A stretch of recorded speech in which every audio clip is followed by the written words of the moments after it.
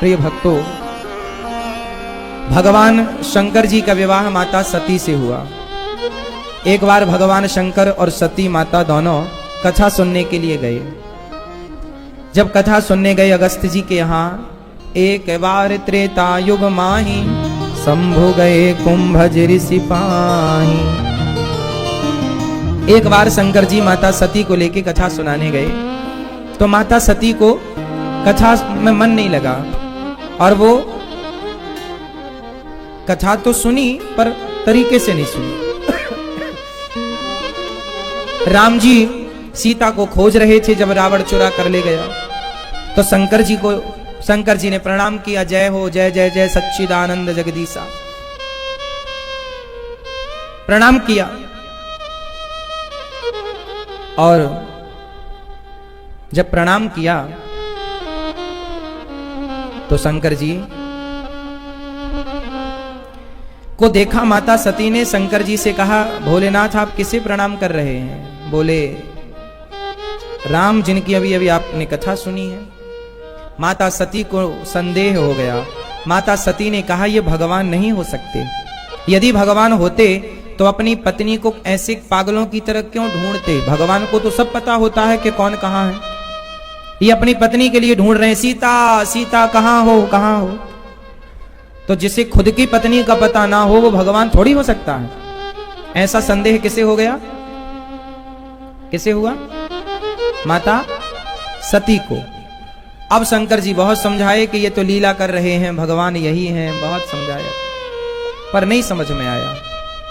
कई बार बातें समझ में नहीं आती। माता की बात, पिता की बात, गुरु की बात, यदि आपने माता पिता और गुरु की बात नहीं समझी तो फिर समय आपको समझाएगा। रावण को सबने समझाया था पर रावण ने किसी की नहीं समझी, इसलिए फिर रावण को समय ने समझाया। और समय जब समझाता है तो फिर तरीका अलग होता है। तो अब आप बताओ कि आपको गुरुजनों की, माँ बाप की समझनी है या समय की?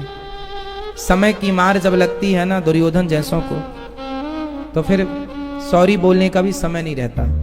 रावण के पास फिर समय नहीं रहा सॉरी कहने का, दुर्योधन के पास फिर समय नहीं रहा। हाँ या ना?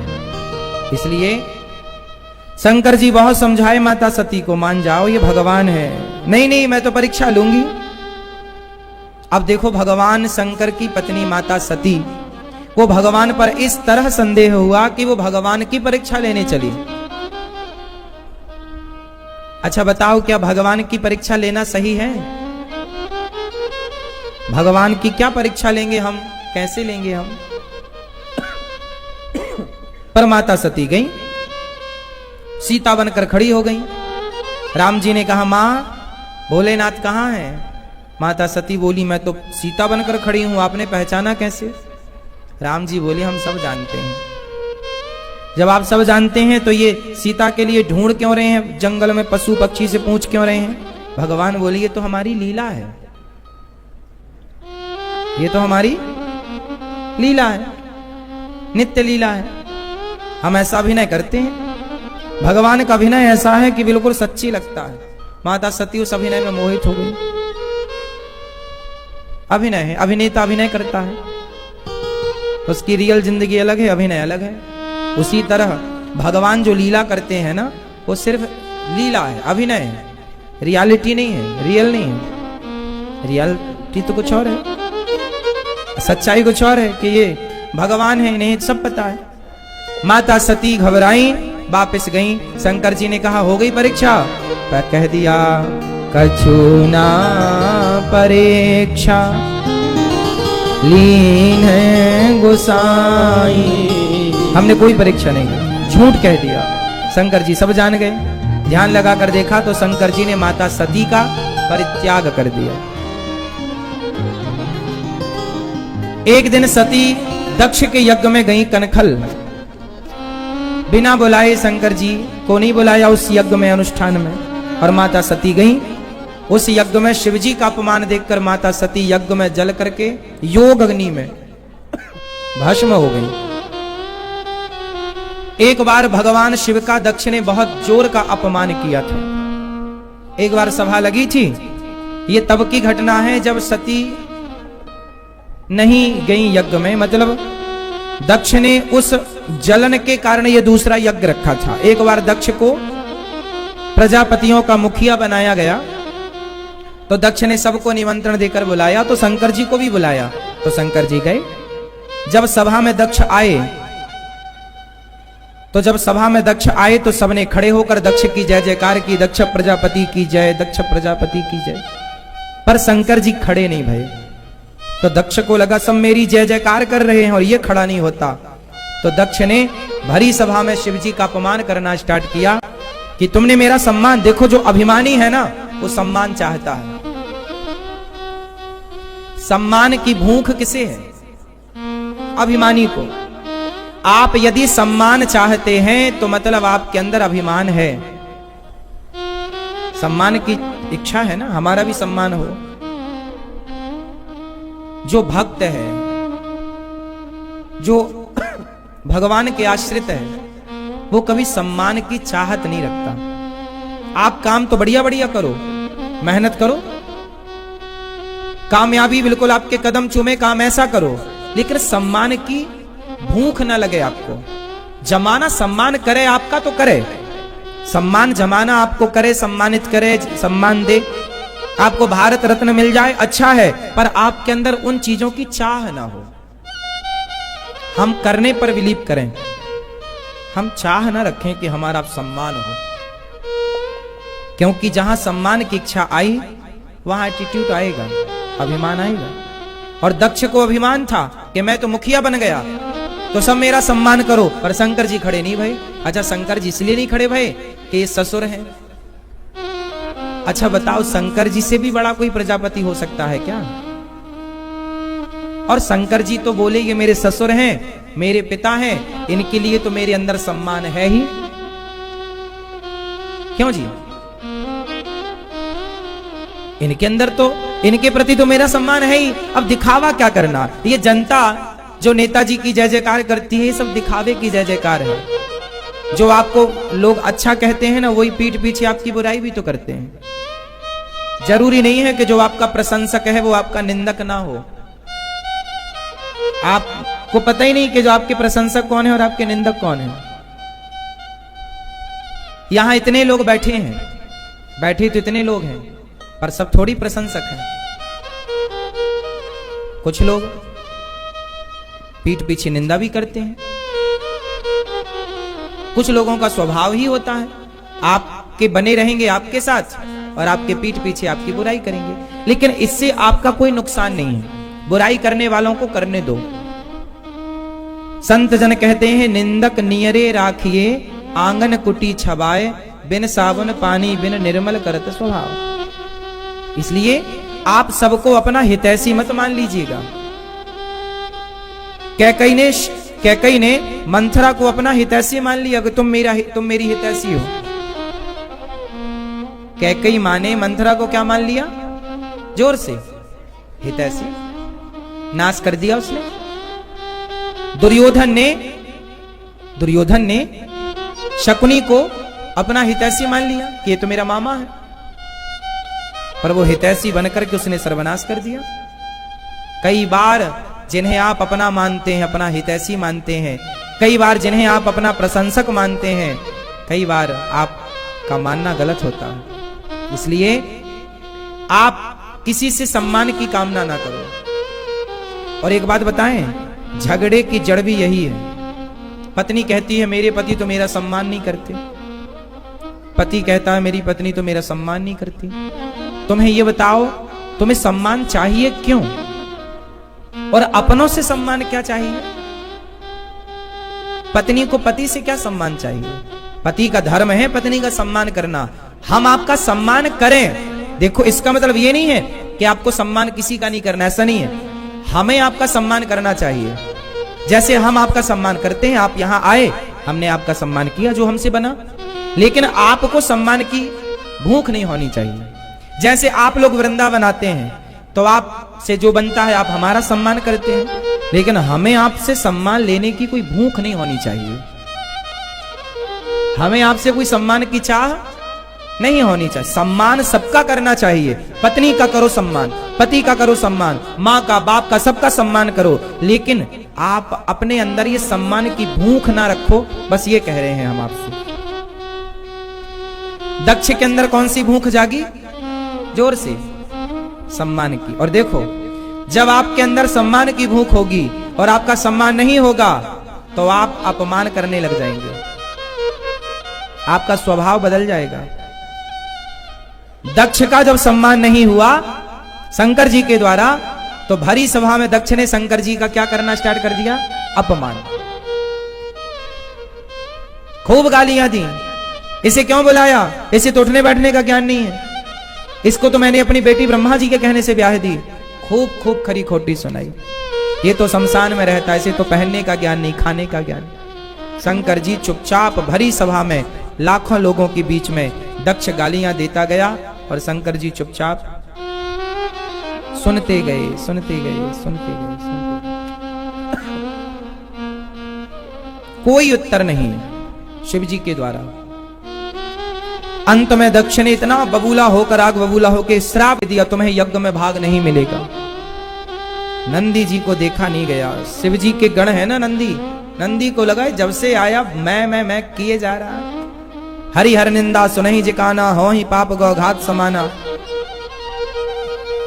अपने मां की और अपने पिता की, अपनी मां, अपने पिता, अपने गुरु और अपने भगवान इष्ट, इन चारों की निंदा कभी नहीं करनी चाहिए और इन चारों की निंदा सुननी भी नहीं चाहिए।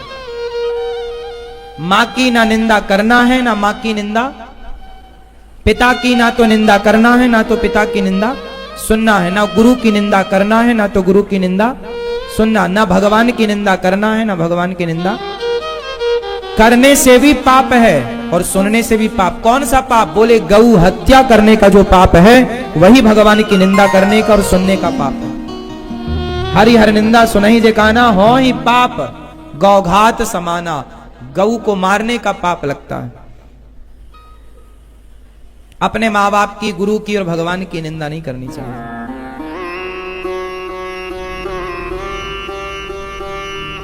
भरी सभा में शंकर जी का अपमान हुआ, दक्ष ने गालियां दी तो नंदी को सहन नहीं हुआ कि ये मेरे स्वामी की निंदा कर रहे हैं। श्राप दे दिया, ए दक्ष, जब से आया मैं किए जा रहा, मुझे नहीं पहचानते, नहीं जा, जा तेरा सर बकरे का हो जाए। इसलिए दक्ष प्रजापति का सिर बाद में बकरे का हुआ। भृगु जी ने श्राप दे दिया, क्यों रे ससुर जमाई की लड़ाई थी, तुम काहे बोल पड़े बीच में? श्राप दे दिया, जाओ तुम जैसे शिवगण पाखंडी हो जाएं।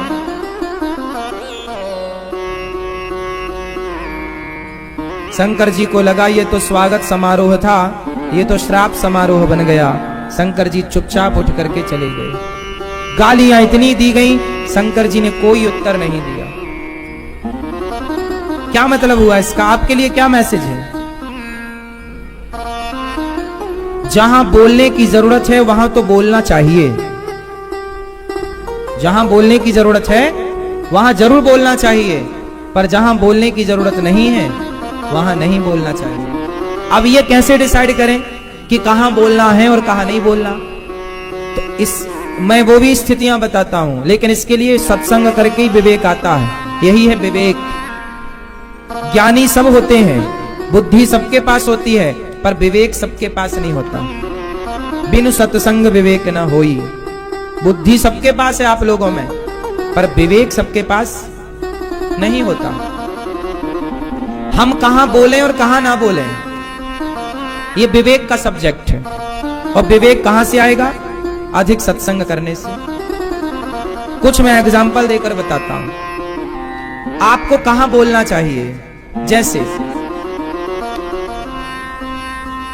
कोई आपका दुश्मन है, कोई आपका दुश्मन है, कोई आपको बार बार परेशान कर रहा है, और यदि आप चुपचाप सह रहे हैं तो वो आप पर हावी होता चला जाएगा, वो आपको दबाता चला जाएगा।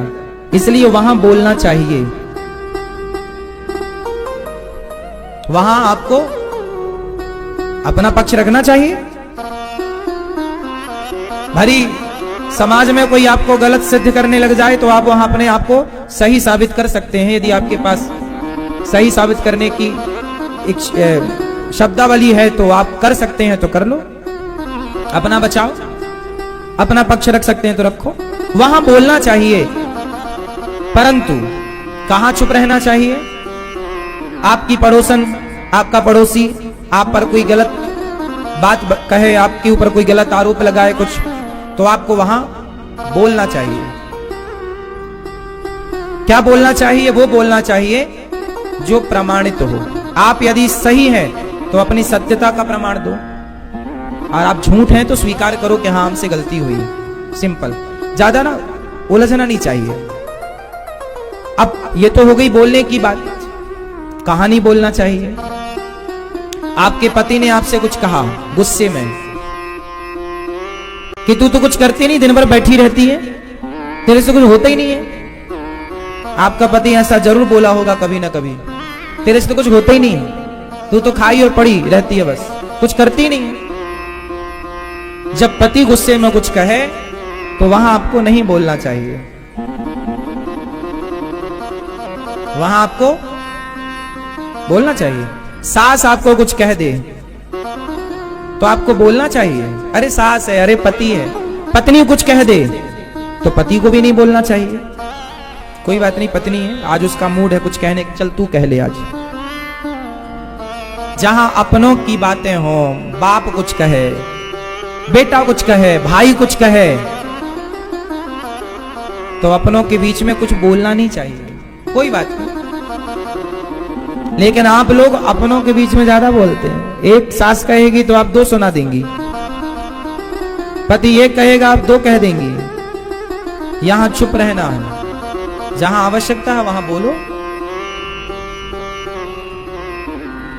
परिवारी झगड़ों में बोलना कम चाहिए, क्योंकि लोग देखो झगड़ा पति पत्नी का एक दिन का होता है, कल तुम दोनों एक हो जाओगी, लेकिन गुस्से में कहे गए शब्द लोगों को याद रह जाते हैं। चाहे पत्नी कुछ कह दे, चाहे पति कुछ कह दे। क्यों जी, बात सही है कि नहीं? आपकी लड़ाई हुई पति पत्नी की, या सास बहू की, या भाई भाई की, तो तुम भाई भाई कल एक हो जाओगे, सास बहू भी तुम कल एक हो जाओगी, पर गुस्से में जो शब्द कह दिए हैं वो शब्द तो हमेशा रहेंगे कि तुमने ऐसा कहा था। बोलो हाँ या ना? इसलिए कहा है शब्द संभाल के बोलिए, शब्द संभाल के बोलिए, शब्द के हाथ न पाओ, एक शब्द औषधि करे, एक शब्द करे घाव। ये शब्द है साहब, ये घाव भी करते हैं और औषधि का काम भी करते हैं। शब्दों से आदमी मर भी जाता है। कहते हैं ना, भर जाते हैं वो घाव जो बनते हैं गोली से, पर वो घाव नहीं भरते जो बनते हैं कड़वी बोली से। इसलिए गोली लग गई तो शायद कोई बच भी जाए, पर बोली लग गई तो नहीं बचेगा। इसलिए शब्दों में बड़ी जान होती है, इन्हीं से आरती अरदास और अजान होती है। ये ही समुंदर के वो मोती हैं जिससे इंसानों को इंसानों की पहचान होती है। शब्दों को संभाल के रखो। आप शब्द हैं आपके पास, इसका मतलब ये नहीं कि आप कुछ भी बोलेंगे, किसी को भी बोलेंगे ना, उचित बोलिए। जहां बोलने की जरूरत है वहां बोलिए, जहां जरूरत नहीं है मत बोलिए। जितना बोलना है उतना बोलिए, और गुस्से में ना बोलिए, विवेक के साथ बोलिए। आप लोग गुस्से में वो बोल जाते हैं जो नहीं बोलना चाहिए, गुस्से में आपकी बुद्धि भ्रष्ट हो जाती है। इसलिए गुस्से को कंट्रोल करके अपना विवेक ना जाने दो, विवेक के साथ बातें करना सीखो। सामने वाले को डांटना है तो विवेक से डांटो। इसी को तो बुद्धिमान कहते हैं, वरना मूर्ख तो मूर्ख है। यदि आप पढ़े लिखे होकर भी, विवेकी होकर भी मूर्खतापूर्ण व्यवहार करेंगे तो फिर आपकी शिक्षा का मतलब ही क्या है? आजकल तो शिक्षा का मतलब डिग्री है, डिग्री घर पे रखी है, खोपड़ी खाली पड़ी है। हाँ या ना? तो भगवान शंकर का अपमान हुआ, शंकर जी ने कोई उत्तर नहीं दिया, जरूरत ही नहीं। अच्छा एक बात बताओ, आप लोग हमें गाली दीजिए, और यदि हमने भी आपको गाली दे दी तो फिर आप में और हम में अंतर क्या रहा? बोलो, कोई भी अंतर नहीं। एक पागल आदमी सड़क में खड़ा था, उसने आपको गाली दी और आप भी उसको गाली, मुझे गाली देता, तू ऐसा तू वैसा, आपने भी शुरू हो गए। तो बताओ अब कितने पागल हैं? अभी सड़क में एक पागल था और आप भी उससे भिड़ गए, तो अब कितने पागल हो गए? जोर से। कोई आपको गाली दे रहा है मतलब वो पागल है, क्योंकि गाली गलौज करना ये बुद्धिमान व्यक्ति का धर्म नहीं है। कोई भी समझदार व्यक्ति, कोई भी इंटेलिजेंट, पढ़ा लिखा, समझदार, वो आपको गाली व्यर्थ में नहीं देगा। कोई भी व्यर्थ पढ़ा लिखा समझदार व्यक्ति आपको अपमानित नहीं कर सकता। यदि कोई आपको अपमानित कर रहा है, कोई आपको गालियां दे रहा है, इसका मतलब वो व्यक्ति पागल है, मूर्ख है। आप पागल ना कहो, चलो मूर्ख कहो, मूर्ख। अब ये बताओ कि आप यदि मूर्ख हैं, आप गाली दे रहे हैं मुझे, तो क्या मैं भी आपको गाली देने लग जाऊं? भाई आप तो मूर्ख हैं, तो मैं तो अपने पढ़े लिखे का, समझदारी का परिचय दूं। इसलिए सामने वाले की तरह आपका व्यवहार नहीं होना चाहिए। और आप लोग ऐसे ही करते हैं कि उसने आपको कहा, आपने भी, क्या जरूरत है? बाजार में ऐसे ही ऐसे लोग पाए जाते हैं, जरा सा आपका किसी को धक्का लग जाए ना तो वो लड़ने को खड़ा है। अब लड़ो, किस किस से लड़ोगे? क्यों जी, बाजार में आप चलते हैं, जरा किसी को धक्का लग जाए। अब बिहारी जी के मंदिर में ना कितनी भीड़ होती है कि धक्का लगता ही है, कई लोग लड़ने लग जाए, अरे हमें धक्के दे रहे हो। अरे भैया भीड़ है, धक्का लगेगा। धक्का नहीं खाना था तो घर बैठते, यहां आए हो तो भाई धक्का लगता है। अब इतने लोग यहां बैठे हैं तो किसी ना किसी का धक्का लग ही जाएगा, इसमें क्या बड़ी बात है? और आप कहो नहीं जी हमें धक्का मारा, हमें नहीं जानते हम कौन से हैं। कौन है? हाँ, तुम 2 कौड़ी के आदमी हो। जो आपसे ये कहा करे हमें नहीं जानते हम कौन है, तुरंत कहा करो तुम 2 कौड़ी के आदमी हो, क्योंकि ऐसी बातें 2 कौड़ी के लोग ही करते हैं। जो पढ़े लिखे होंगे, जो समझदार होंगे, वो सहनशील जरूर होंगे, वो बर्दाश्त करेंगे थोड़ा। जो बर्दाश्त नहीं करता ना, वो 2 कौड़ी का होता। बोलो हाँ या ना? ये सिक्का है, ये भी पैसा है, ये नोट है, ये भी पैसा है, मैं दोनों के एक साथ उछालता हूं ऊपर से। आप सुनना आवाज किसमें ज्यादा है? किसमें आवाज है? सिक्के में आवाज है, नोट में आवाज है?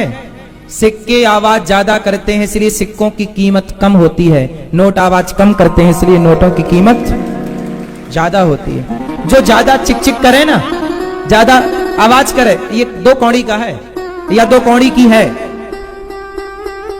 जो धीर वीर गंभीर है, कीमती वो लोग होते हैं। कीमती कौन होते हैं? जो गंभीर हैं, जो सहते हैं। तुम्हारा छोटा मोटा चलता धक्का, छोटी मोटी, आप हमें 10-20 गालियां दो ना, हमें कुछ नहीं बिगड़ता। भगवान श्री कृष्ण को 100 गालियां दी शिशुपाल ने, और रोज देता था, रोज पर डे 100 गालियां। लेकिन एक दिन तो 101 दे दी, उस दिन भगवान ने सिर काट दिया। तो जो भगवान 101वीं गाली पर सिर काट सकते थे, वो फर्स्ट गाली पर भी तो सिर काट सकते थे, नहीं काट सकते थे। शिशुपाल की 100 गालियां सुनने की क्या जरूरत थी? पहली गाली में निपटा देते। क्या जरूरत थी 100 गालियां बर्दाश्त करने की? भगवान कहते हैं कि जब मैं भगवान होकर 100 गालियां सुनता हूं, तो तुम इंसान होकर 10-20 गालियां तो सहो, थोड़ा सहनशील बनो। 2 बातें सुनना सीखो। आप दुकानदार हैं और आपने ग्राहक को कोई सामान बेचा, और ग्राहक को कोई कंफ्यूजन हो गई या रेट वेट में ऊंच नीच हुई, तो ग्राहक आपको क्या बोलेगा? अरे तुम लूट रहे हो। ग्राहक का अधिकार है दुकानदार को डांटने का, क्यों जी तुमने हमें गलत माल दिया, गलत सामान दिया। ग्राहक डांट सकता है दुकानदार को। और आप अच्छे दुकानदार तब माने जाएंगे जब ग्राहक की गालियां खाकर भी आप बिठाएं, भैया अच्छा गलती हो गई, बताओ हम आपको क्या मदद करें, क्या सेवा करें। आप भी उसकी तरह डांटने लग जाएंगे। यदि उस ग्राहक की गुस्से पर आपने अपना गुस्सा शांत रखा तो वो ग्राहक कहेगा यार ये तो अच्छा आदमी है, मैं इसे डांट भी लेता हूं, कुछ बोलता नहीं है। ग्राहक आपका बना रहेगा।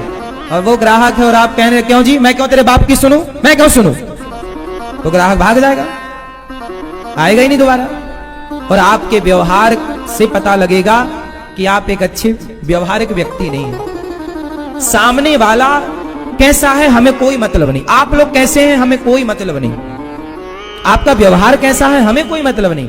आपके लिए हमारा व्यवहार कैसा है, हम आपके साथ अच्छा व्यवहार करें, हम अपना ठेका लें, हम दूसरों का ठेका ना लें।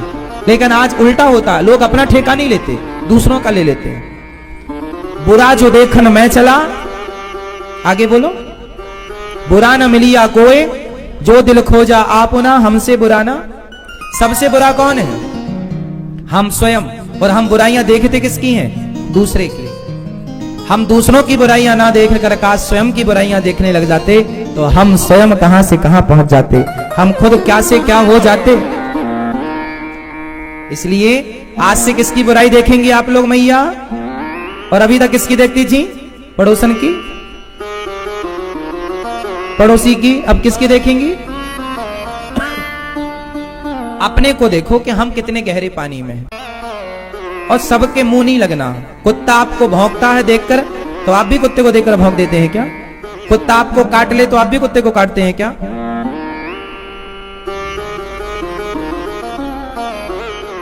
एक आदमी बगल वाले के घर में कचरा डालता था, रोज झाड़ू लगाए अपने घर में और बगल वाले के घर में डाल दे। बगल वाला रोज झाड़ू लगा के कचरा को डस्टबिन में डाले। एक दिन उसके गांव से लोग आए तो फल लेकर के आए।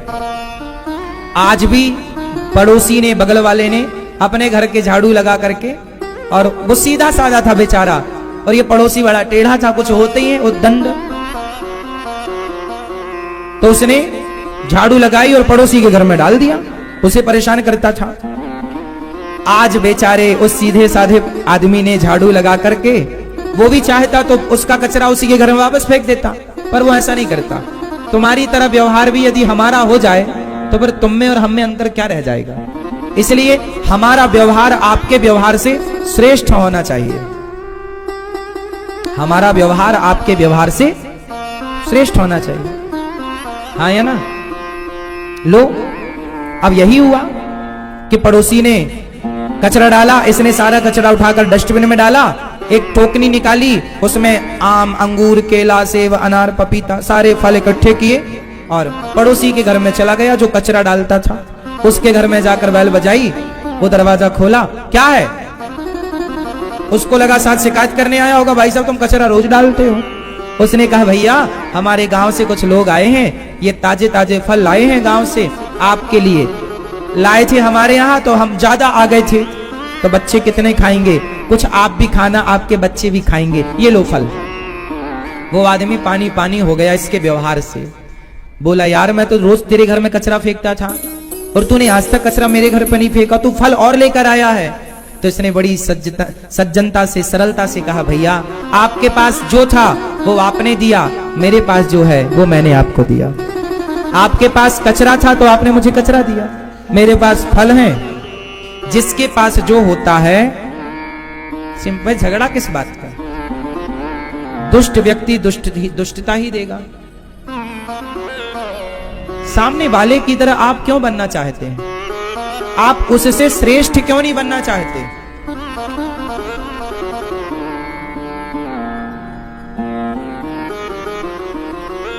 शंकर जी का अपमान हुआ, शंकर जी चले गए।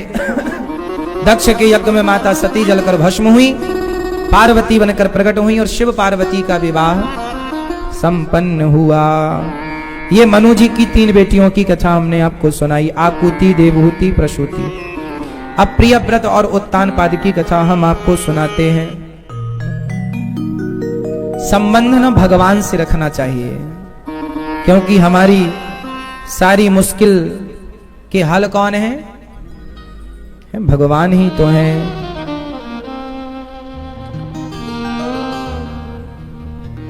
हाँ। यदि जीवन में आप कितने भाई हो? 2। आप कितने भाई हैं? 2। आप कितने भाई हैं? 4। आप कितने भाई हैं? आपसे पूछ रहे हैं। 2। कोई कहता हम 2 भाई हैं, कोई कहता हम अकेले हैं, कोई कहता हम 6 भाई हैं। कोई आपके उन भाइयों की बात नहीं कर रहे हैं। हम टोटल भारतीय 4 भाई हैं। हम भारतीय कितने भाई हैं? कौन कौन भाई? ब्राह्मण, क्षत्रिय, वैश्य और शूद्र। कितने वर्ण हैं हमारे यहाँ? 4 वर्ण हैं। व्यवस्था कितने वर्णों की है? ब्राह्मण, क्षत्रिय, वैश्य और शूद्र। इन चारों के हाथों को जोड़ें तो कितने हुए? दुर्गा मैया कहती हैं कि जिस दिन तुम चारों संगठित हो जाओगे तुम्हारे 8 हाथ हो जाएंगे, फिर किसी से भी तुम जीत सकते हो। तुम हार इसलिए जाते हो क्योंकि तुम बिखर गए, तुम बट गए जातिवाद में, ऊंच नीच में, छोटे बड़े में। दुर्गा मैया ये निवेदन करती हैं अपने बच्चों से कि बेटा तुम संगठित रहो। इसलिए दुर्गा मैया के 8 हाथ हैं। शक्ति का प्रतीक है ना दुर्गा। किसका प्रतीक है? और शक्ति हमेशा संगठन में होती है। संगठन में क्या होती है? इसलिए दुर्गा मैया कह रही हैं संगठित रहो। और संगठित रहोगे तो शक्तिशाली रहोगे, और जब शक्तिशाली रहोगे, संगठित रहोगे, तो दुर्गा मैया शेर की सवारी करती हैं। तो जो संगठित है, जो प्लानिंग से काम करता है, वो शेर को भी बस में कर सकता है, शेर की सवारी कर सकता है। इसलिए दुर्गा मैया शेर पर सवार है। ये तो रही, आज हमारा देश बटा हुआ है, ब्राह्मण में, क्षत्रिय में, वैश्य में, शूद्र। इसी बंटवारे का फायदा अंग्रेजों ने उठाया, मुगलों ने उठाया।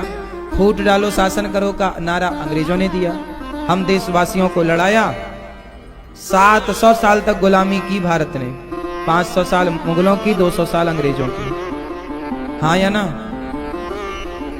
सैकड़ों साल तक गुलामी किस लिए रही? क्योंकि आप आपस में लड़ते रहे। मैं बड़ा हूं, मैं छोटा हूं, मैं ये हूं, मैं वो हूं। जबकि तुम चारों भाई हो, ब्राह्मण, क्षत्रिय, वैश्य और शूद्र। चारों एक बाप की संतान हैं। चारों के पिता कौन हैं? जोर से बताओ। ब्राह्मणों के पिता कौन? जोर से कौन? ब्राह्मण किसके पुत्र हैं? हाँ, भगवान के मुख से ब्राह्मण। क्षत्रिय किसके पुत्र हैं? भगवान की भुजाओं से क्षत्रिय का जन्म। वैश्य किसके पुत्र हैं? भगवान के जंघाओं से। और शूद्र किसके पुत्र हैं? भगवान के चरणों से। तो चारों एक ही बाप की संतान है या नहीं? क्यों? अब ब्राह्मण है मुंह, क्षत्रिय है भुजा, वैश्य है जंघा और शूद्र है चरण। अब ये बताओ कि आपके शरीर में मुंह, जंघा, भुजा और पांव, चरण, इन चारों में सबसे अधिक महत्वपूर्ण क्या है?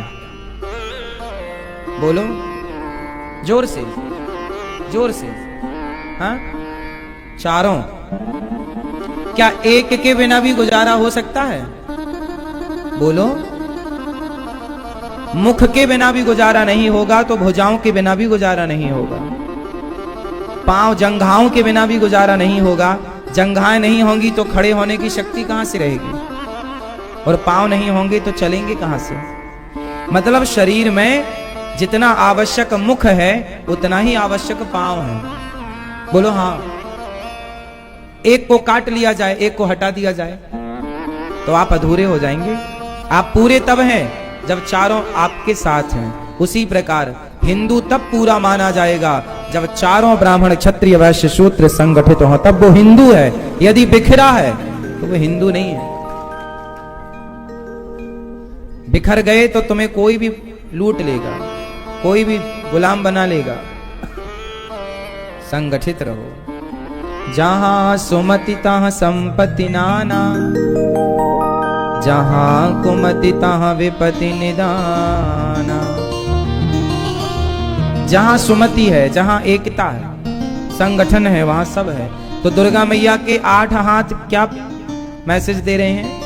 संगठित रहो।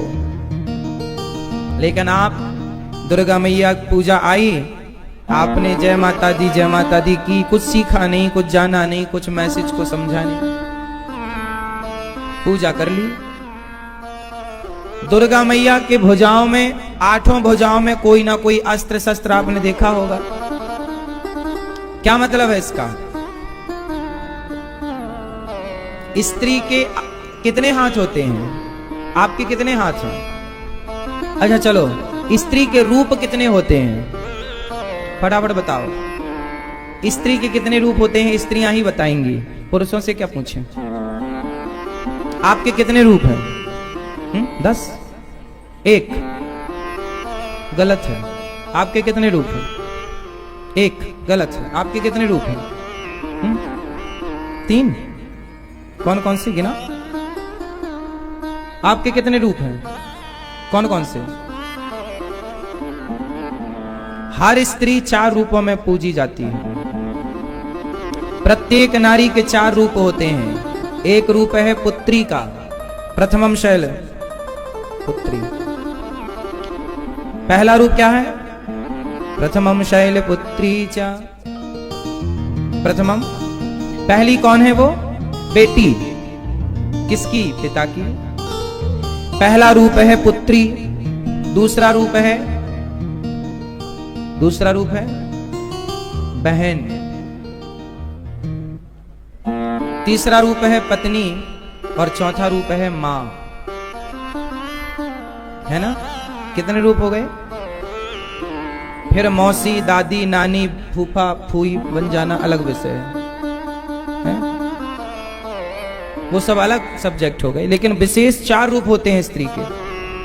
आप मां भी हैं, आप बेटी भी हैं, आप पत्नी भी हैं, आप बहन भी हैं। तो आप 4 रूपों में समाज में दिखती हैं और चारों रिश्तों को आप फॉलो करती हैं, निभाती हैं, उन्हें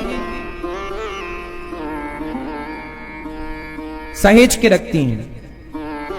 हाँ या ना? तो 4 रूप जब आपके हैं तो आपके हाथ कितने हो गए? 8। तो प्रत्येक नारी को दुर्गा ही कहा गया है। तुम अष्टभुजाधारी तुम ही तो हो। जो एक पत्नी का भी कर्तव्य पूरा करती है, एक पुत्री का कर्तव्य भी पूरा करती है, एक बहन का धर्म भी निभाती है और एक मां का कर्तव्य भी बड़ी निष्ठा से पूरा करती है। एक मां, एक पत्नी, एक स्त्री ना, चारों रिश्तों को निभा के चलती है। अधिकांश स्त्रियां तो निभाती हैं, कुछ ना निभाएं वो अलग सब्जेक्ट है, कुछ की बात नहीं करते हम। क्यों जी? सही है। हर जिम्मेदारी, रक्षाबंधन आएगी तो भाई की तरफ भागेगी, करवा चौथ आएगी तो पति की तरफ, और पिता को सर्दी जुकाम हो गई तो पिता की तरफ दौड़ जाएगी, चलो देखा मैं। और बेटे के लिए तो 24 घंटे तैयार रहती है, जहां जरूरत पड़ जाए जिस रूप के उस रूप में तैयार है। तो एक स्त्री हमेशा 4 रूपों में दिन रात तैयार है।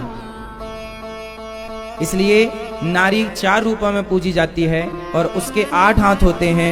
मतलब 8 हाथ का तात्पर्य है कि वो दो हाथ से हर रिश्ते को थाम करके रखती है, हर रिश्ते को बनाए रखती है, मैनेज करती है, मेंटेन करती है और रिश्तों को टूटने नहीं देती, हर रिश्ते को निभाती है। इसलिए हर स्त्री दुर्गा है, हर स्त्री को पूजना चाहिए।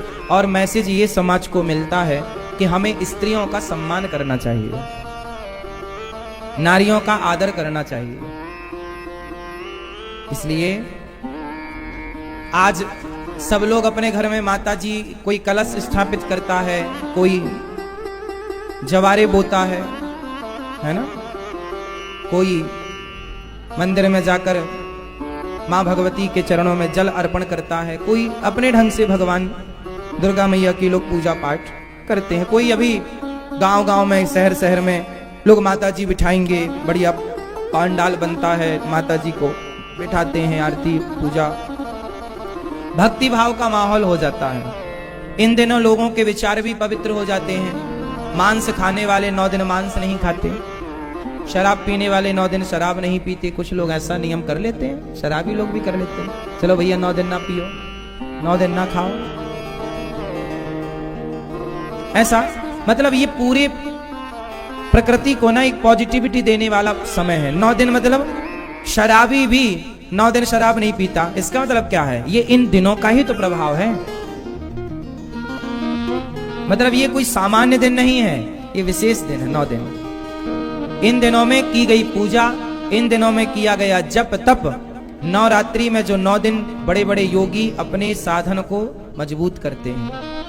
ये 9 दिन आप जो भी सिद्ध करेंगे, जो भी जप तप पूजा करेंगे वह सिद्ध होगी, इसलिए 9वीं सिद्धिदात्री चा, इसलिए 9वें दिन को क्या बोलते हैं, सिद्धिदात्री, मतलब हर कार्य की सिद्धि देने वाली।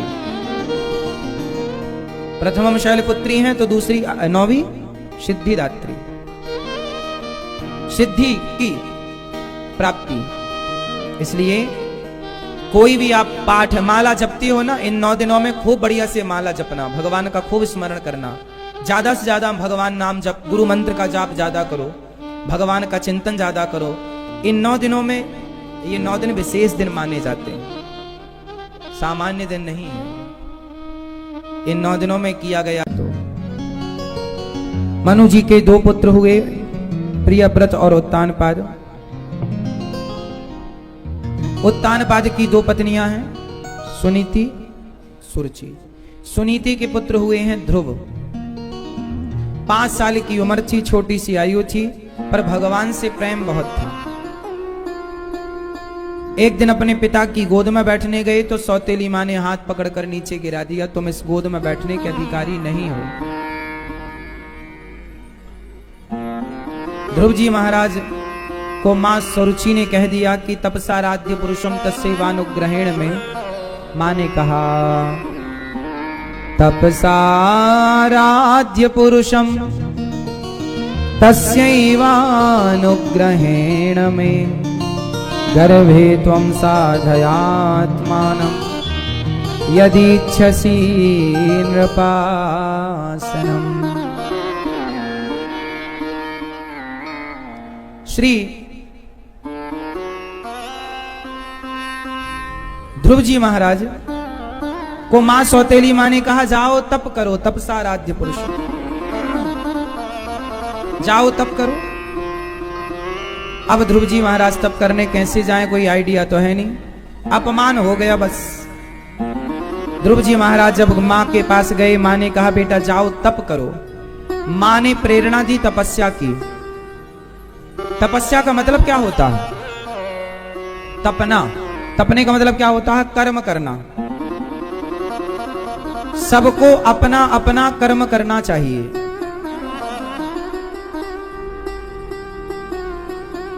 जैसे हमारी बहन मोबाइल चलाने का अपना कर्म कर रही है, सब अपने अपना कर्म करते हैं और करना भी चाहिए। जैसे हमारी मैया पंचायत करने का, देखो देखो, छोड़ छेड़ना मत, देखना है ये, देखो देखो जरा किस दुनिया में उन्हें पता नहीं है, देखो जरा, देखते रहो चुपचाप, देखो। हाँ अभी भी वो अलग दुनिया में है, उन्हें पता ही नहीं कि बाहर क्या हो रहा है। ये देखो, ये देखो, ये दोबारा भी चालू अभी। हाँ नहीं, उनका चलने दो, हाँ उनका जरूरी है। मैया, ओ पंचायती मैया, हो गई पंचायत, और लगा लो 4-6 जगह फोन कर लो। सब अपने कर्म में बिजी हैं और होना ठीक भी है। हम लोग जो भी काम करते हैं ना उसे ठीक नहीं करते। अब जैसे ये मैया यहां आई क्यों है, कथा सुनने। अब आई हैं कथा सुनने और कर रही हैं पंचायत। इसका मतलब क्या हुआ कि हम लोगों की ये आदत होती है कि हम जिस काम को करते हैं बस उस काम को नहीं करते, बाकी सब करते हैं। और हमारे शास्त्र क्या कहते हैं, जिस काम को करो उसे बड़े प्रेम से करो, पूरा करो। आप कथा सुन रहे हैं तो कथा सुनो, घर गृहस्थी का काम कर रहे हैं तो काम कर लो, बिजनेस कर रहे हैं तो बिजनेस इतना बढ़िया करो कि अपने बिजनेस अपने व्यापार को ही पूजा मानकर करो कि हमारी यही पूजा है, भगवान के चरणों में हम प्रेम यहीं से कर लेंगे, यहीं से प्रेम हो जाएगा।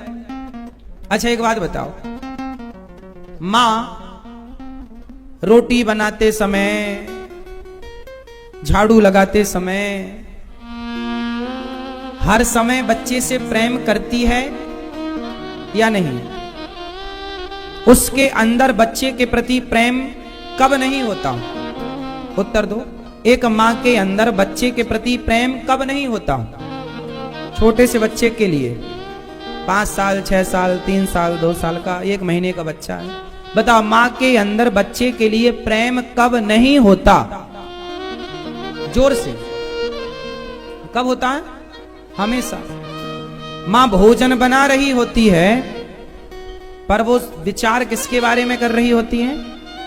अपने बच्चे के बारे में सोच रही होती है। एक पत्नी परदेश में रह रहे पति के बारे में सोचती है तो वो रोटी बनाएगी तो भी सोच लेती है पति के लिए, झाड़ू लगाती है तो भी सोच लेती है, काम करती है तो भी सोच लेती है। एक स्त्री जब काम करते हुए, एक माँ जब काम करते हुए अपने पुत्र का, माँ और अपने पति का पत्नी जब चिंतन काम करते हुए कर सकती है तो एक भक्त काम करते हुए भगवान का चिंतन क्यों नहीं कर सकता? काम करते हुए ही भगवान का चिंतन करना चाहिए। क्या करते हुए? झाड़ू लगाते जाओ, पोंछा लगाते जाओ, दुकान संभालते जाओ, फैक्ट्री चलाते जाओ, कर्म करते जाओ और भगवान की तरफ दृष्टि बनी रहे। नाच में आपको कभी काम सारे करो, काम करना जरूरी है। गीता में भगवान स्वयं कह रहे हैं कर्मण्येवाधिकारस्ते मा फलेषु कदाचित्, तू कर्म कर, ये कर्म भूमि है। कर्म प्रधान विश्व करी राखा, जो जस करहि सो तस फल चाखा।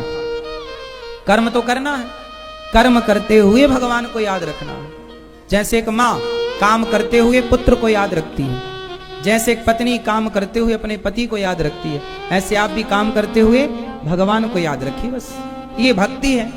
भक्ति का अर्थ ये नहीं कि तुम जंगल चले जाओ, भक्ति का मतलब ये नहीं कि तुम सब छोड़ दो ना, छोड़ने का तो हम कभी नहीं कहते। छोड़ना है तो आप अपने भीतर की बुराइयों को छोड़ दीजिए, आप अच्छे भक्त हो जाएंगे। ठीक है मेरी मां? जैसे एक स्त्री का धर्म है पुत्र की सेवा करना, पति की सेवा करना और अपने पुत्र को, एक मां अपने बेटे को इतना बढ़िया संस्कारी बनाए कि वो भगवान का भक्त बने या राष्ट्र भक्त बने, तो मां के द्वारा ऐसा बेटा तैयार कर दिया जाए जो राष्ट्र की सेवा करे या समाज की सेवा करे या भक्त हो, तो तुम्हारे द्वारा ऐसे पुत्र को तैयार करना यही तुम्हारी भक्ति है। मां की भक्ति यही है। एक पिता की भक्ति क्या है? आप अपने पुत्र को बढ़िया बनाओ, संस्कारी। भ्रष्टाचारी बना दिया आपने अपने बेटे को तो तुम पापी हो। फिर ये पाप किया तुमने, अब ये पाप का दंड तुम्हें मिलेगा कि तुमने ऐसी औलाद पैदा की जो भ्रष्टाचारी है, बेईमान है। तो बढ़िया काम करो, ये भक्ति है। हम आप लोगों को कथा सुनाते हैं, आप लोगों को कथा सुना के कोशिश करते हैं कि आप लोगों के अंदर भी भक्ति और प्रेम का, भगवान के लिए दीपक जल जाए भक्ति प्रेम का, और आपको भी बढ़िया सा ज्ञान मिल जाए समाज में रह करके भजन करने का। आपको समझाना, आपको सिखाना, आपको कथा सुनाना, यही हमारी भक्ति है। हमारे लिए आपकी सेवा करना भक्ति है, हमारे लिए माओ की सेवा करना ही हमारी भक्ति है, हमारे लिए गायों की सेवा करना। किसान की भक्ति क्या है? बढ़िया फसल बोना, समय पर जुताई करना, समय पर कटाई करना, उसमें ज्यादा से ज्यादा समय देना अपने खेत को, अपनी फसल को, और कम से कम मिलावट करना। मिलावट बिल्कुल ना करो। ईमानदारी से किसान खेती करे और कहे कि जो खेत से पैदा होगा वो भगवान के भक्तों की सेवा के लिए है।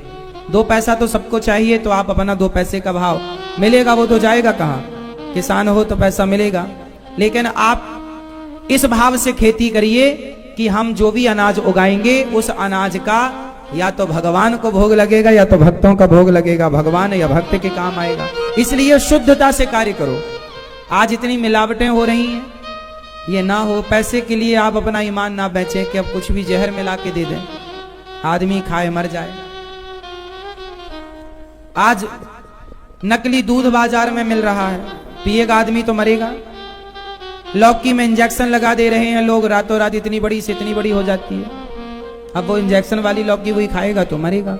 मतलब ये भक्ति नहीं है। कर्म को भगवान के लिए समर्पित कर देना भक्ति है, फिर वो कर्म भक्ति बन जाएगा। आप अपने पति को भगवान मानकर सेवा करें, ये भक्ति है। आप अपनी मां को भगवान मानकर सेवा करें, ये भक्ति है। अलग से कोई भक्ति नहीं होती। अलग से कौन सी भक्ति करेंगे? क्या भक्ति का मतलब निकलेगा फिर? जहां हो, जिस काम को कर रहे हो, उस काम को भगवान के लिए करो, भगवान जुड़ जाए, वो भक्ति है। उद्देश्य परमात्मा की प्राप्ति हो, बस कर्म के द्वारा।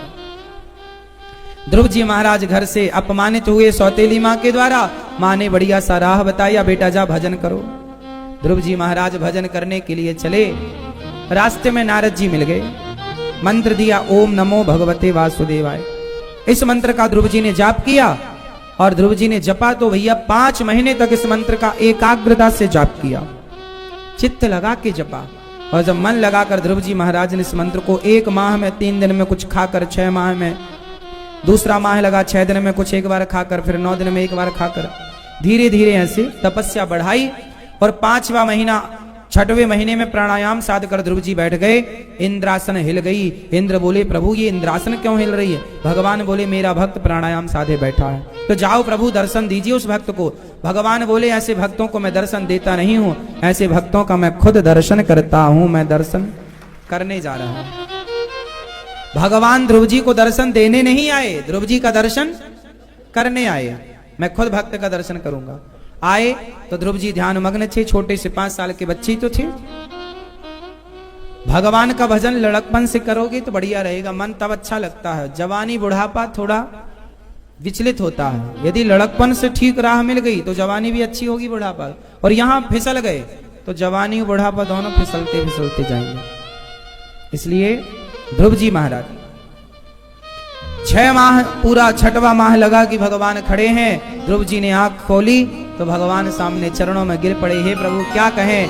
तब भगवान ने ध्रुव जी को शंख का स्पर्श कराया, ध्रुव जी को ज्ञान हुआ और ध्रुव जी ने स्तुति की। योऽन्तः प्रविश्य मम वाचमिमां प्रसुप्तां संजीवयत्यखिल शक्तिधरः स्वधाम्ना अन्यास्तहस्तचरणश्रवणत्वगादि प्राणान्नमो भगवते पुरुषाय तुभ्यम्। ध्रुव जी ने कहा, प्रभु मेरी वाणी आपका गुणगान करती रहे, सदा मेरे हृदय में आप विराजमान हो जाइए। ध्रुव जी से भगवान ने कहा, पुत्र कुछ मांग लो। ध्रुव जी ने कहा, प्रभु क्या मांगे? हमने आपकी तपस्या की, मांगना क्या हमें नहीं जानते, हम नहीं जानते। भगवान ने कहा, तुमने राज्य की कामना से तपस्या की, और जो कामना भक्त की होती है भगवान पूरा करते हैं। ध्रुव जी के अंदर कामना क्या थी? पिता की गोद में बैठने गए थे ना, राज्य का सुख चाहते थे ना। मतलब भगवान ने कहा, जाओ तुम पिता की गोद में बैठते तो पिता तुम्हें वो नहीं दे सकता था जो भगवान ने दे दिया। 36,000 वर्षों का राज्य दिया। ध्रुव जी घर गए तो पिता ने राजा बना दिया। ध्रुव जी का विवाह हुआ, ध्रुव जी गृहस्थी में आए, और ध्रुव जी ने, उनके भाई को यक्षों ने मार दिया। ध्रुव जी ने उन यक्षों को मारकर बदला लिया। तब मनु जी ने उन्हें समझाया और कुबेर जी ने उन्हें भक्ति का आशीर्वाद दिया। 36,000 वर्षों तक अखंड राज्य किया ध्रुव जी महाराज ने। अब राजा हैं ध्रुव जी, लेकिन राजा होकर भी, प्रजा की सेवा करते हुए भी ध्रुव जी भगवान का स्मरण करते हैं। भगवान को भूले नहीं। काम करो ना, काम करना बुरा थोड़ी है। काम करने में इतने बिजी हो जाते हो कि भगवान को भूल जाते हो, ये बुरा है। अच्छा ये बताओ, आपके पास रानी हार है ना, बड़ा सा मंगलसूत्र, बड़ा सा पेंडल सोने का, क्या आप बता सकते हैं कि आपका जो हार है गले का वो किसने दिया था आपको? किसने? पति ने दिलाया था। सही। कितने तोले का था? नहीं, दिलाया पति ने था। आपके पास हार है, किसने दिलाया आपको? पति ने। आपके पास पीली मैया हार वार है गले का, किसने दिलाया? पति ने दिलाया। ठीक है, सबके पति अच्छे हैं। आप बन गए पति क्या? अभी नहीं बने, अभी पति नहीं बने आप। चलो भगवान करे जल्दी बनो। मैया और किस किस के पास हार है? मैया आपके पास हार है, किसने दिलाया? पति ने दिलाया। आप जी अपनी पत्नी को दिलाए हो हार? आपसे पूछ रहे हैं, दिलाए हो? देखो आप सबको एक हार दिलाया है आपके पति ने, जिस हार की कीमत, किसी का हार 2 लाख का होगा, किसी का हार 5 लाख का होगा, किसी का हार 10 लाख का होगा, किसी का हार 50 लाख का भी हो सकता है। आपके पति की जैसी क्षमता थी, उसने अपनी सामर्थ्य से आपको दिलाया। आपके पास हार है, किसने दिलाया? सास ने दिलाया। बढ़िया, सास ने दिलाया। बढ़िया। अब यहां मैं एक बात आपसे फिर पूछूंगा, आपको हार किसने दिया आपको याद है, लेकिन हार पहनने को गला किसने दिया वो भूल गए कि नहीं? अंगूठी किसने दी ये याद है, अंगूठी पहनने को उंगली किसने दी भूल गए। हम वस्तुओं को याद रखते हैं, वस्तु देने वाले को याद रखते हैं, पर विडंबना यह है कि जिस परमात्मा ने सुंदर शरीर दिया हम उसे भूल गए। ये कैसी विडंबना है। बस आपसे ये प्रार्थना है, उसे ना भुलाइए जिसने आपको ये सब कुछ दिया। हार की कीमत 50 लाख होगी, 1 करोड़ होगी और क्या होगी, लेकिन शरीर तो आपका अनमोल है। अनमोल शरीर देने वाले कौन है? भगवान। तो हार दिलाने वाले पति से इतना प्यार है, तो भगवान ने जो शरीर दिया है उससे कितना प्यार होना चाहिए। इसलिए उस ईश्वर का धन्यवाद करो जिसने आपको ये सुंदर सा शरीर दिया। उन्हें ना भूलिए, उन्हें भूल जाना ही गलत है। इसलिए कहते रहो, हे नाथ मैं आपको कभी भूलू नहीं। बोलो, हे नाथ मैं आपको कभी भूलू नहीं।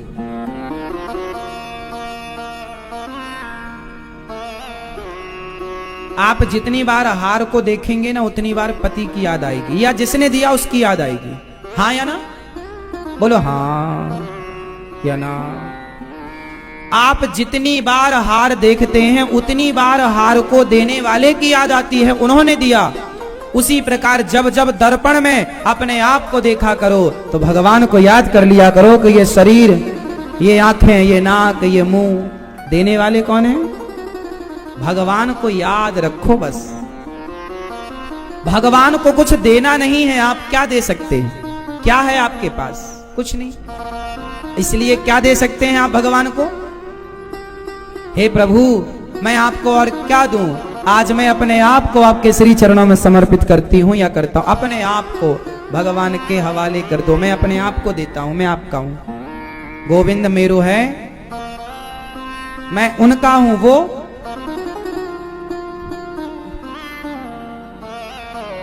ध्रुव जी महाराज आखिरी में मृत्यु के सिर पर पांव रख करके भगवत धाम गए, और मां को भी ले गए साथ में, मां को भी लेकर के गए। ध्रुव जी महाराज आज भी ध्रुव तारा बनकर के चमक रहे हैं। ध्रुव तारा देखा आप लोगों ने? दिखाया करो बच्चों को सवेरे सवेरे। जब भी आपको ध्रुव तारा का दर्शन हो तो ध्रुव जी को याद करना चाहिए, और ध्रुव जी पर जो भगवान ने कृपा की उस कृपा को याद करना चाहिए। भगवान विमान पर चढ़कर ध्रुव जी मृत्यु के सिर पर पांव रखकर, ये ध्रुवलोक जो है ये बैकुंठ था, भगवान ने बैकुंठ खाली कर दिया ध्रुव जी के लिए, फिर अपने लिए एक दूसरा बैकुंठ बनाया। ये बैकुंठ था, पहले ध्रुवलोक में भगवान का वास था, पहले भगवान ध्रुवलोक में ही रहा करते थे। जब से ध्रुव जी ने भक्ति की तो ध्रुव जी के लिए अपना लोक खाली कर दिया। भगवान ने कहा तुम मेरा भक्त यहां रहेगा, अब मैं अलग से। तो भगवान ने अपना लोक ध्रुव जी को दिया। वैकुंठ को ही ध्रुव लोक कहा जाता। तो भगवान ने अपना घर खाली कर दिया भक्त के लिए। मृत्यु के सिर पर पांव रखकर मां को लेकर, देखो एक बेटा अपनी मां को भी लेकर जाता है। इसलिए बेटा लायक होगा तो मां को परम धाम पहुंचाएगा, और नालायक हुआ तो नीचे गिरा देगा मां को। ध्रुव जी के वंश में बड़े बड़े राजा हुए, कल्प और वत्सर हुए। इन्हीं के वंश में अंग हुए, फिर भगवान पृथु हुए। 10,000 कान मांगे भगवान से पृथु जी। फिर प्राचीन बरही को नारद जी ने पुरंजनोपाख्यान की कथा सुनाई। अब मनु जी महाराज के दूसरे पुत्र की कथा सुनिए। प्रियव्रत। प्रियव्रतो भागवत आत्मा रामः कथं मुने ग्रहे रमत यन्मूला कर्मबन्ध पराभवः। प्रियव्रत जी का विवाह विश्वकर्मा की पुत्री वरहिष्मति से हुआ। इन्हीं के वंश में भगवान ऋषभदेव जी हुए, जिनका विवाह इंद्र की पुत्री जयंती से हुआ। ऋषभदेव जी का विवाह। भगवान ऋषभदेव जी के 100 पुत्र हुए। सबसे बड़े का नाम है भरत। भगवान ऋषभदेव जी से जैन धर्म चालू हुआ, जहां जैनों के प्रथम तीर्थंकर भगवान ऋषभदेव जी हैं। और सबसे बड़े पुत्र श्री भरत जी महाराज। भरत जी सब छोड़ करके गंडकी नदी के तट पर चले गए। देखो, सब छोड़ देना कब छोड़ना चाहिए, सब चीजें कब छोड़ना चाहिए, छोड़ने की उम्र क्या है? हाँ, छोड़ने का मतलब क्या है?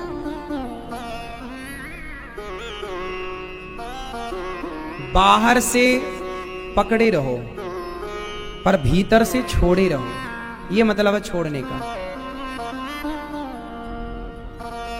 समझ नहीं समझे? और समझाते, सुनो। कच्चा नारियल और पका नारियल दोनों में क्या अंतर है? कच्चे नारियल के अंदर पानी होता है और पके नारियल के अंदर पानी नहीं होता। कच्चा नारियल हिलाओगे तो आवाज नहीं आएगी, पानी की आवाज आएगी। और पका हुआ नारियल हिलाओगे तो बजता है अंदर। हाँ हाँ, या ना? क्यों बजता है ना? अंदर से आवाज। उसका जो गोला होता है ना, ये जो नारियल का गोला है, ये पके हुए नारियल का गोला है। नारियल जब पक जाता है तो गोला अलग हो जाता है। बोलो हाँ। वो कच्चा है तो वो चिपका रहता है। तो आप लोगों को कैसे बनना है? कच्चा नारियल या पक्का नारियल? कच्चा नारियल ना खोपड़ी से चिपका रहता है। जो खोपड़ी उसकी बाहर की खोपड़ी होती है उससे चिपका रहता है। जो लोग चिपके हुए हैं संसार से, पत्नी से, पति से, परिवार से चिपके हैं, वो कच्चे हैं। अच्छा, कच्चे नारियल में एक खासियत ये है कि जब कच्चे नारियल की खोपड़ी तोड़ते हैं ना आप, तो उसका गोला भी टूट जाता है। लेकिन पके नारियल को जब आप तोड़ते हैं तो पके नारियल की खोपड़ी तो टूट जाती है, गोला नहीं टूटता। बोलो हाँ। उसी तरह आप लोग बाहर से संसार को पकड़ के रखते हैं, ठीक है। व्यवहार में तो पत्नी को कहना ही पड़ेगा आई लव यू। व्यवहार में तो उसको खुश करने के लिए कहना ही पड़ता है। लेकिन भीतर से भगवान को आई लव यू कहते रहो। बाहर से पत्नी को आई लव यू कहते रहो रोज, और भीतर से भगवान को आई लव यू। बाहर से संसार के सामने बाहरी दिखावे का प्रेम संसार से करो, और रियल प्रेम भगवान से करो। दिखावा संसार के लिए हो, भगवान के लिए रियल हो। लेकिन आप उल्टा करते हैं, असली प्यार तो संसार से कर रहे हैं और भगवान के सामने 2 अगरबत्ती केवल दिखावा।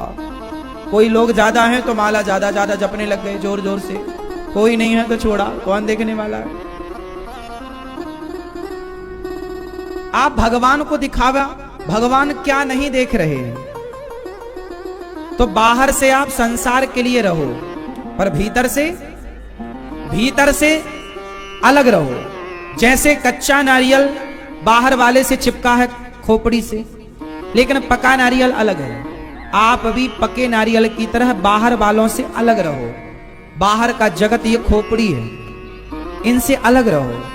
इनके साथ रहकर भी इनसे अलग रहो। जैसे कमल पानी में रहता हुआ भी पानी से अलग है, जैसे कमल पानी में रहता हुआ भी पानी से, हाँ या ना, उसी तरह संसार में रहते हुए भी संसार से अलग रहो।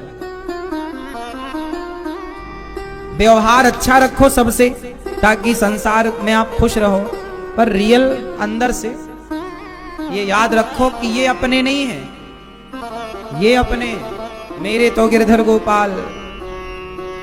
ये बाहर के लोग अभी अपने से लग रहे हैं, जरा हवा तो निकले आपकी, बस खेल हवा का है। हवा निकली कि लोग लेटाएंगे और ले जाके जला के तुरंत आएंगे और आकर के बढ़िया खिचड़ी बना के खाएंगे। लोग भूखे तो उस दिन भी नहीं रहेंगे जिस दिन आप मरेंगे, कुछ ना कुछ बना के चुपके से खा ही लेंगे, हाँ या ना। तुम्हारे लिए कोई 2 दिन रोएगा, 4 दिन रोएगा, धीरे धीरे फिर वो भूल जाएंगे।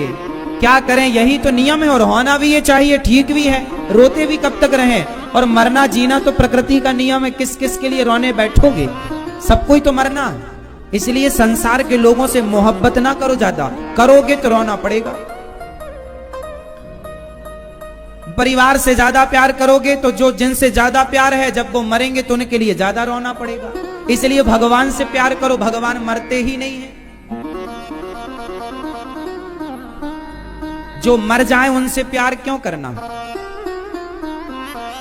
करे हो तो फिर रोना पड़ेगा। और भगवान से करोगे तो भगवान तो मरते ही नहीं है, अमर है, तो प्यार उनसे करो ना जो नहीं मरते। मीरा ने यही तो कहा, ऐसे बर को क्या बरूं जो जन्मे और मर जाए, बरिए बर गोपाल को मेरे चुन रो अमर कर जाए। यही तो कहा मीरा ने, मैं मरने वाले आदमी से प्यार क्यों करूं, मैं ना मरने वाले से करूं क्यों जी।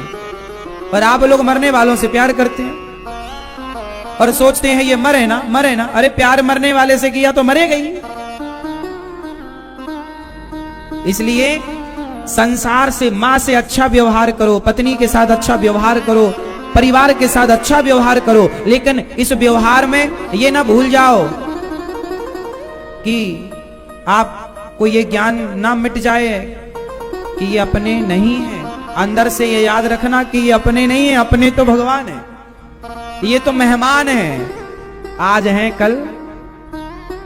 ध्रुव जी, भरत जी ने जंगल में भजन करने गए, एक मृग से मोहब्बत कर ली, एक मृग से प्यार कर लिया, और जब मरे तो मृग का चिंतन करते करते मरे, तो उन्हें मृग की योनि में जाना पड़ा। अंत यामति सागति। आप जिसका चिंतन करते मरेंगे, आपकी गति वो होगी। इसलिए आपसे कहता हूं, मरते समय केवल भगवान का स्मरण हो, जगत का ना हो, वरना नुकसान आपका बहुत बड़ा हो जाएगा। आप जिसका चिंतन करते मरेंगे, आप वो बन के आएंगे, हाँ या ना। तो आप लोग मरते समय किसका चिंतन करके मरेंगे, हाँ। इतना तो करना स्वामी, जब प्राण तन से निकले, गोविंद नाम लेकर मेरे प्राण तन से निकले। उस वक्त जल्दी आना, नहीं शाम भूल जाना, मुरली मधुर बजाना, जब प्राण तन से निकले।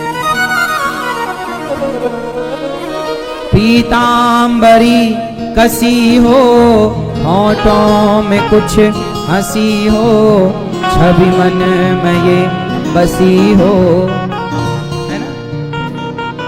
जब प्राण तन से निकले। इसलिए भगवान से प्रार्थना करना, मरते समय केवल भगवान याद रहें और हमें किसी की याद ना आए। जगत की याद करके क्या मरोगे। संसार वाले ना बड़े निर्दयी होते हैं, ये ठीक से मरने भी नहीं देते। मैं तो कई बार मर के देख चुका हूं। आप लोग भूल जाते हैं तो हम क्या करें। आप लोग पहले कितने बार मर चुके हो, जरा बताओ। नहीं मरी कभी मैया? आप लोग कितनी बार पहले मर चुके हैं बताओ? मैया आप बताओ, नहीं मरी कभी आप? आप जितने लोग यहां बैठे हैं और सुन रहे हैं, आप सब हम सब करोड़ों बार पहले मर चुके हैं। मरे हो तब ना जन्म लिए हो, और ये मर के फिर कहीं जन्म लोगे, फिर कहीं जन्म लोगे, फिर मरोगे, फिर यही तो सिलसिला चल रहा है करोड़ों जन्मों से।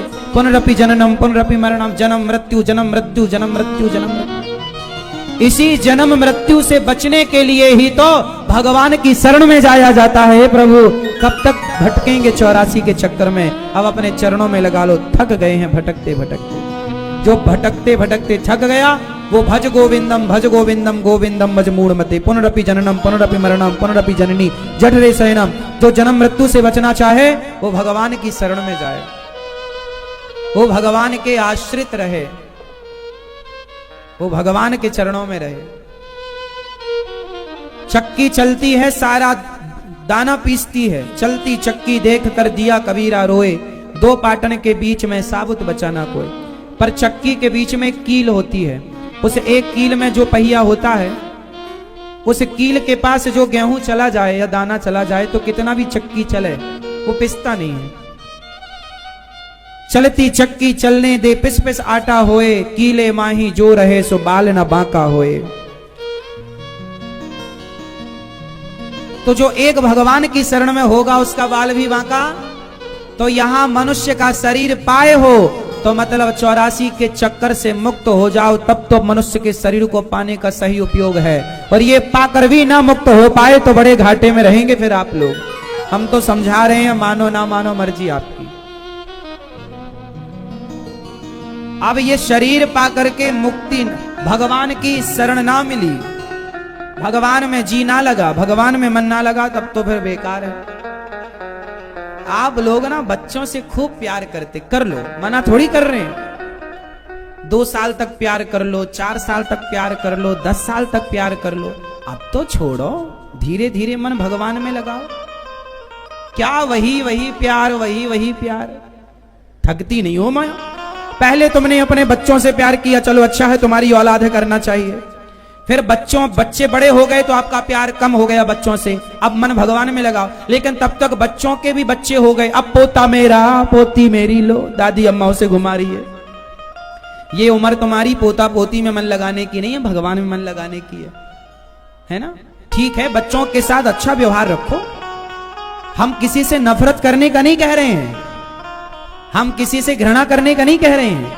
सबके साथ अच्छा व्यवहार रखो, पर अब इनसे धीरे धीरे मन हटाओ भगवान में, क्योंकि अब जीवन का अंत समय चल रहा, बुढ़ापा। अब तो मन भगवान में लगे। और घर में ना मन न लगे ज्यादा। घर वाले मरने के पहले भगवान में मन लगा लेना, घर में रह के ना। घर वालों को मरने के पहले आप लोग एक एप्लीकेशन लिख के देना। आप लोग मरने के पहले घर वालों को एक एप्लीकेशन लिख के देना कि मैं जब मरूं तो मेरे अगल बगल बैठ के रोना मत कोई। पहले जब हम पूरे मर जाएं तब रोना भले। कई लोग ऐसे होते हैं, अभी आदमी मरा नहीं और रोना चालू हो गए, रिश्तेदार आ गए, सबको सूचना दी, फलाने जा रहे हैं, आओ जल्दी जल्दी आओ। सब लोग आए, भागे भागे भागे भागे, और तुम्हें हिला रहे हैं, हमें पहचानो, हमें हमें हमें। अभी आदमी मरा नहीं हो, कंधा पांव और कमर और पेट और सिर हिला हिला के आप लोग ही तो जाती हो मैया पड़ोसन के घर, हमें पहचानो, हमें इतना जोर के हिलाती हो कि मरी जाए भले वो। अरे धीरे धीरे हिलाने की क्या जरूरत है? वो वहां मरने में बिजी हो, तुम हिलाए जा रहे, हमें पहचानो, हमें पहचानो। अरे शांति से मरने दो आदमी को। तो तुम्हें क्यों पहचाने? क्या विशेषता है तुम्हें? तुम्हें पहचान के क्या मिलेगा उससे? हाँ? हमें पहचानो, हमें क्यों पहचाने तुम्हें?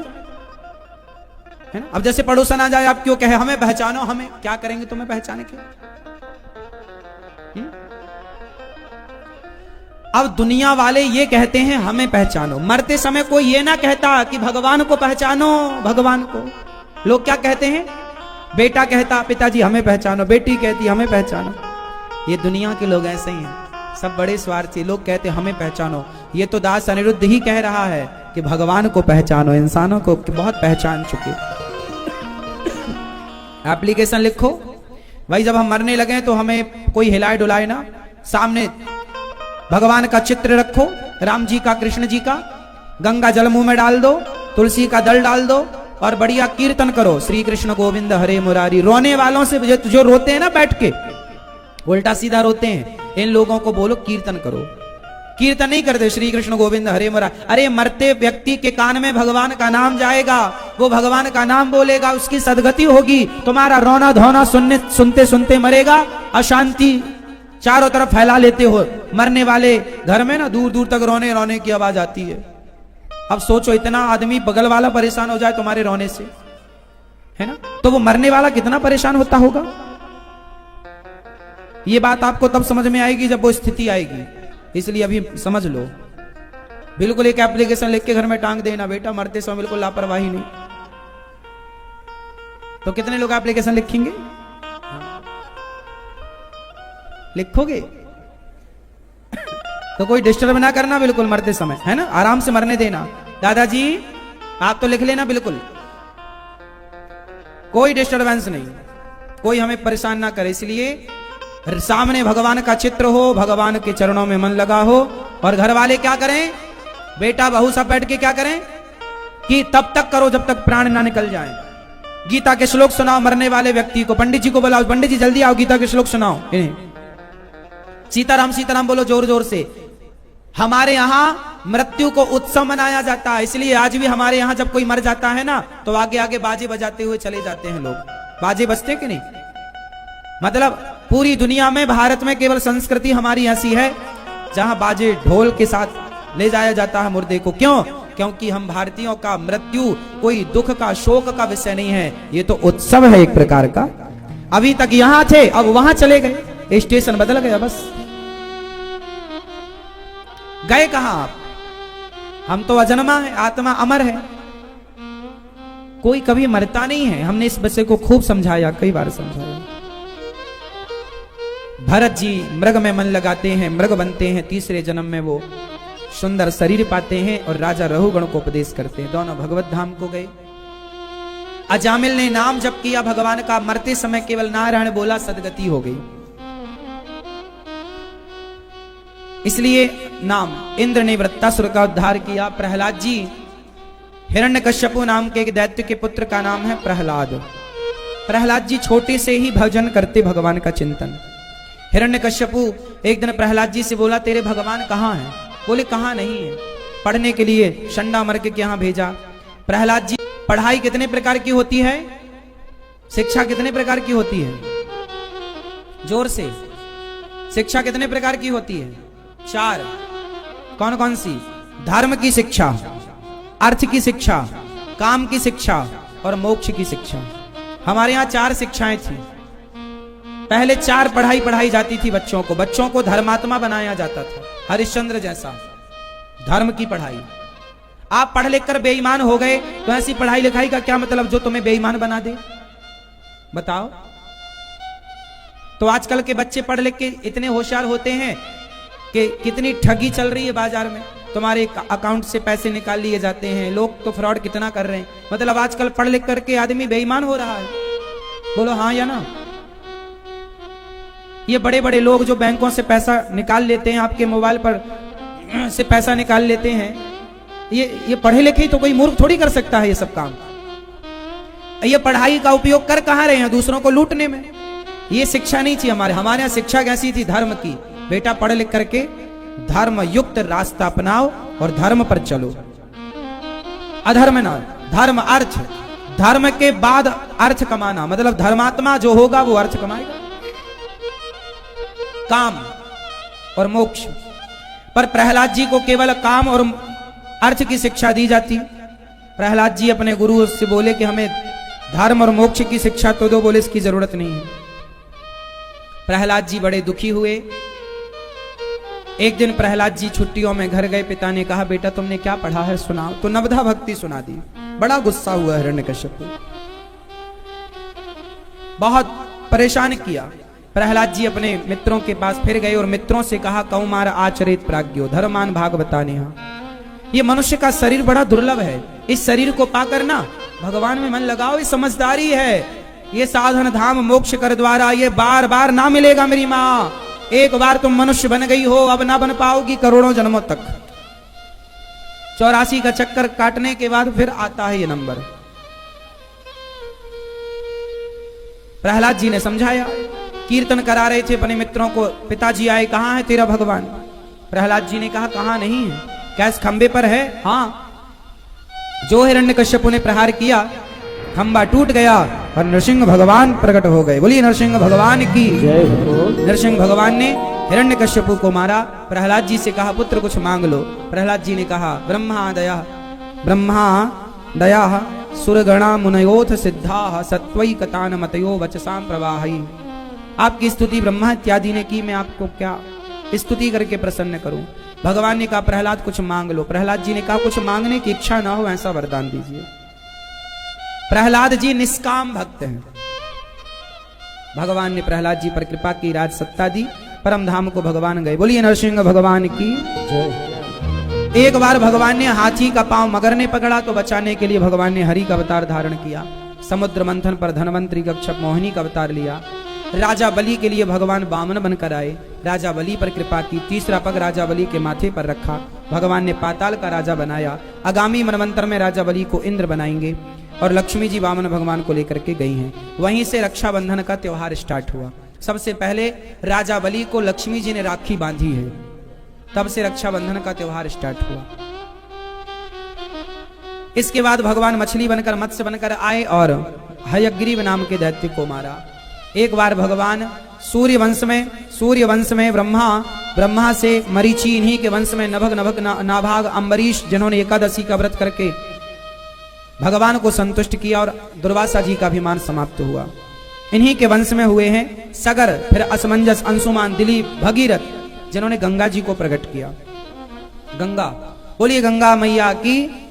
इन्हीं के वंश में खटवांग, दीर्घबाहु, रघु, अज, रघुपुत्र अज, रघु के नाम से रघुवंश पड़ा। अज के पुत्र हुए दशरथ। दशरथ जी के यहाँ 4 पुत्र हुए, राम, लक्ष्मण, भरत और शत्रुघ्न। चारों का विवाह हुआ। माता कैकेयी ने राम जी को वनवास भेज दिया 14 वर्ष के लिए।